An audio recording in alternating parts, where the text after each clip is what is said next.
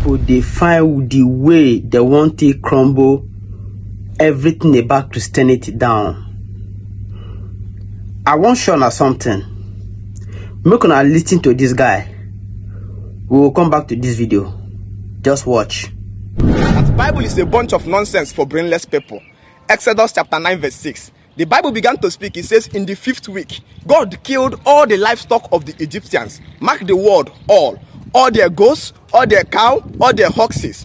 And that same God came down to Exodus chapter 14 verse 9 and began to speak. It says, and Pharaoh went after the Israelites when they have fled with 600 chariots, 600 horses and his chariots. Excuse me, sir. God killed all the livestock living in Egypt on the 5th week in Exodus chapter 9 verse 6. And in Exodus chapter 14 verse 9, Pharaoh still have 600 horses to pursue after the Israelites. This is a bunch of nonsense for unreasonable human beings. Joshua chapter 10 verse 12 to 13. The Bible began to speak. It says, and Joshua said to the Lord, let the sun stand still over Gibeon, and let the moon over Ashlon. And the sun stood still until the Israelites won their enemies. Excuse me, sir. We all know today that the reason why there is day and night is because the earth is rotating and not the sun. The sun is a stationary body which never moves at all. So if there are to be any miracle consisting in making the day longer, Joshua would have asked the Lord to pause the speed of the earth rotation and not the sun, because the sun never moves for one day.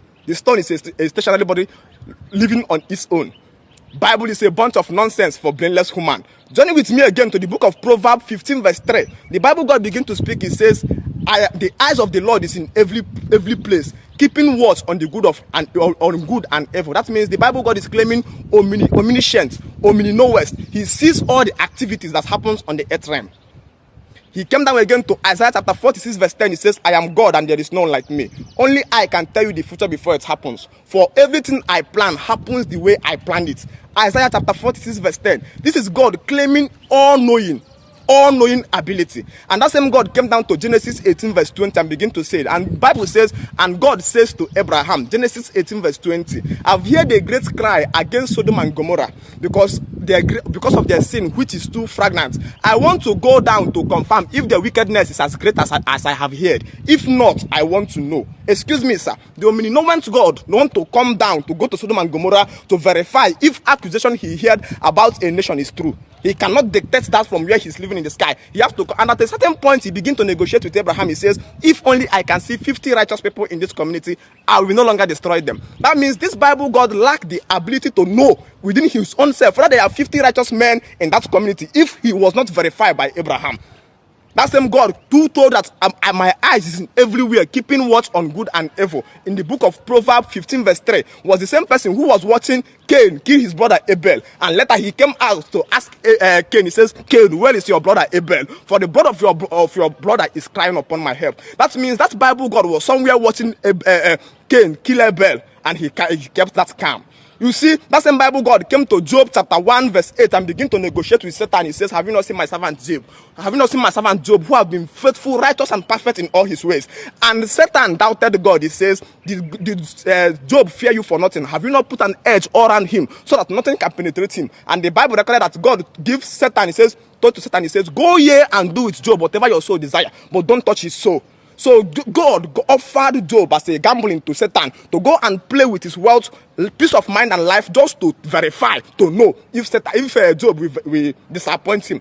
So God tempts men, knowing fully well that men, who have ability to know the future, to see how or the depth of the heart of people, equally put those people to test to know whether what he thought about them is reality. You see that God knows nothing about you. He is just praying, gambling on you. This is a shadow boxing. That God is an illusion and does not exist. It's just a carved out European ideology to control or to rule the world. That's the government of the day.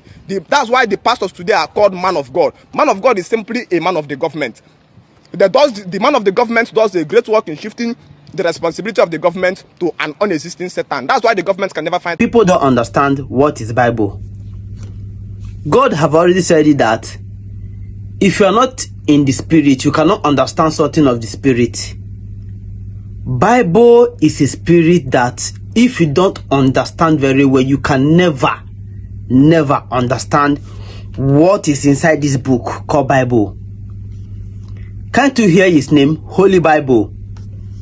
Sometimes you will see buildings burned to ashes, this Bible will remain the same. Nothing will touch the Bible. You will see some car will burn to ashes. This Bible remain the same.